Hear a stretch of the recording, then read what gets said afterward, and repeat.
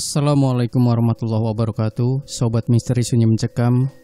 Kisah misteri kali ini berkisah tentang seorang lelaki yang menganut pesugihan Dewi Ular hingga istrinya dijadikan sebagai tumbal. Dan bagaimanakah kira-kira akhir dari kisah ini? Simak cerita selengkapnya. Sebuah kisah misteri yang berjudul Menjadi Gila Akibat Pesugihan Dewi Ular. Parman menggoyang-goyangkan kakinya menunjukkan keresahan yang ia rasakan saat ini. Pasalnya, ia sudah memutuskan mengambil jalan pintas untuk mendapatkan kekayaan secara instan. Sekarang ia berdiri di depan sebuah rumah tua berdinding anyaman bambu dengan dua penerangan yang berbahan dasar minyak tanah. Perlahan ia ketuk rumah tersebut pelan-pelan. "Mbah, ini saya Parman yang kemarin datang ke sini," ucapnya. Kemudian pintu kayu tersebut terbuka sedikit demi sedikit. Di ujung ruangan sudah ada Mbah Diro yang duduk menggenggam keris kecil di tangan, sambil sesekali memutar keris tersebut di atas arang yang tercium seperti kemenyan. "Jadi, kamu sudah memutuskan apa yang diambil?" tanya Mbah Diro. "Sudah, Mbah.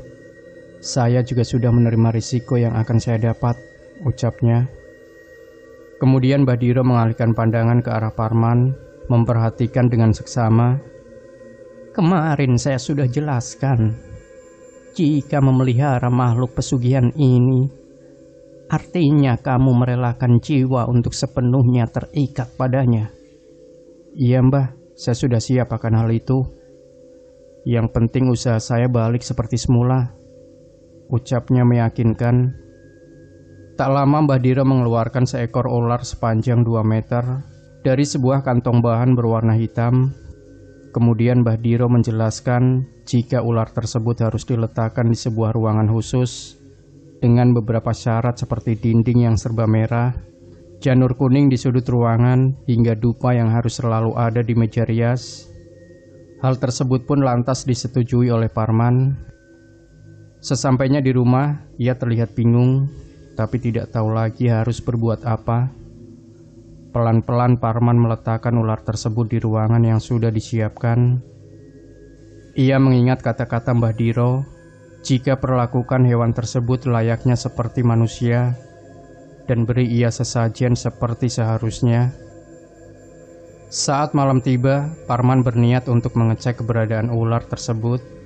Ia tarik perlahan-lahan gagang pintu dan mengintip keberadaan ular pesugihan itu. Namun, saat ia membuka pintu, Parman dibuat kaget setengah mati, karena di dalam kamar tersebut ada seorang perempuan mengenakan kebaya tipis berwarna hijau dan selendang merah yang menutupi leher jenjangnya, serta sanggul seperti kebanyakan orang Jawa. Kemudian perempuan yang memakai kebaya tersebut menengok dengan menggerakkan kepalanya 180 derajat kepada Parman. Tetapi bukannya lari ketakutan, Parman malah menghampiri perempuan itu dengan rasa senang. Dirinya seperti sudah terhipnotis akan kecantikan si Dewi Ular.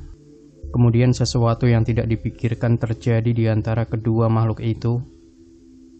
Pagi hari, Parman dibuat bingung karena ia tidak memakai sehelai benang pun di ruangan tempat ularnya berada. Namun yang lebih mengagetkan, di sekeliling tempat tidurnya terdapat sebaran emas yang berbentuk seperti sisik ular. Saat itu juga ia menyadari bahwa pesugihan yang ia lakukan telah berhasil. Mulai dari sana keluarga Parman dikenal menjadi salah satu orang terkaya di desa. Usaha bangunannya laris manis hingga bisa membangun beberapa cabang di luar kota. Rumah mewah beserta mobil mahal berjejer di garasi rumah hingga kehidupan keluarga yang serba berkecukupan. Namun warga sekitar rumah Parman seringkali curiga atas kekayaan yang didapat sekarang. Pasalnya, dulu ia sempat bangkrut sampai meminjam ke sana kemari. Bahkan saat itu Parman bercerita, jika tidak ada bank yang meminjamkan uang karena pekerjaannya tidak tetap. Hanya kurang lebih 6 bulan, ia sudah menjadi orang terkaya di desanya, seperti hal mustahil yang bisa diterima nalar warga di sana.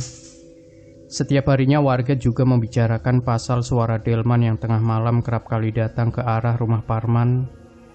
tetapi ketika dipastikan selalu tidak ada, mereka meyakini jika kekayaan yang Parman dapatkan dari hasil ilmu hitam atau pesugihan. Hingga suatu ketika kecurigaan warga menemukan titik terang saat istri Parman meninggal secara tidak wajar.